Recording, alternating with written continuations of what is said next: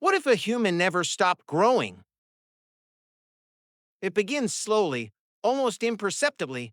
In the first years of life, you grow just like anyone else, a baby, then a toddler, then a child shooting up in school photos. But in this strange version of reality, the growth never tapers off. Bones lengthen, muscles stretch, skin constantly renews to fit a body that's always expanding.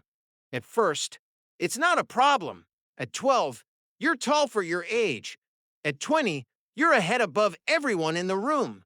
People joke about basketball scholarships and modeling careers. But by 30, you're over 3 meters tall, and the world begins to shrink around you. Doors are too low, beds too short, chairs too fragile. You duck under ceiling fans. Your weight alone begins to test the limits of buildings, elevators, and cars. Every day, your skeleton must carry more mass, your heart must pump blood to farther and farther reaches, and your joints, designed for a certain scale, start to groan under the strain.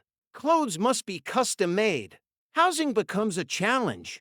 Your apartment gives way to a converted warehouse, then an aircraft hangar. You begin to live on the edges of society, in spaces big enough to contain you.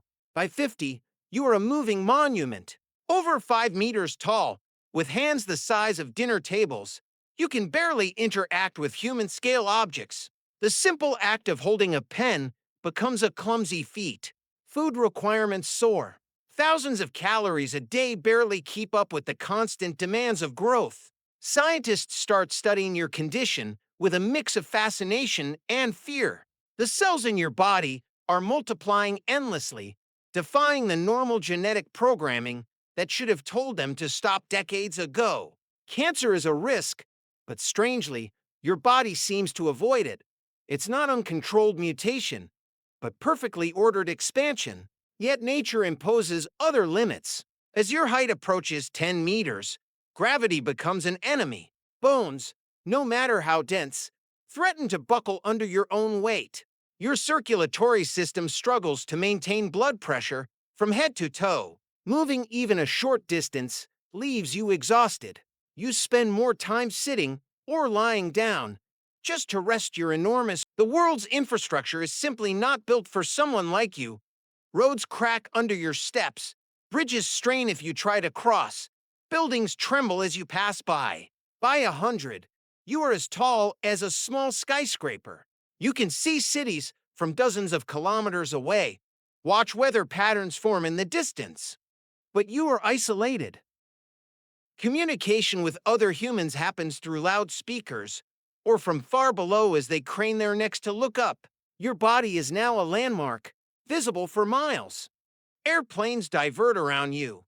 Children are told stories about the giant who never stopped growing. Some worship you as a kind of living deity, while others see you as a dangerous anomaly, a reminder of how fragile the human blueprint really is. Eventually, the planet itself becomes too small. You can't leave your vast footprint anywhere without reshaping the land. Oceans are too deep to cross safely, mountains too narrow to stand on. Even breathing becomes a challenge. The air at your head is thinner, colder, while your legs remain in a different climate altogether.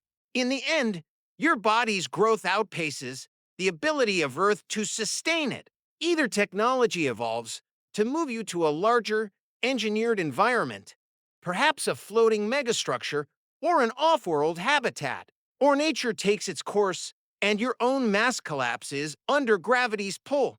The idea that a human could grow forever is both awe-inspiring and horrifying. It's a thought experiment in scale, showing how life is bound not only by biology, but by the physics of the world it inhabits. And if you could still think clearly, still feel human, even as your head brushed the clouds, perhaps the greatest challenge wouldn't be the size itself, but the loneliness of living in a world that could no longer hold you.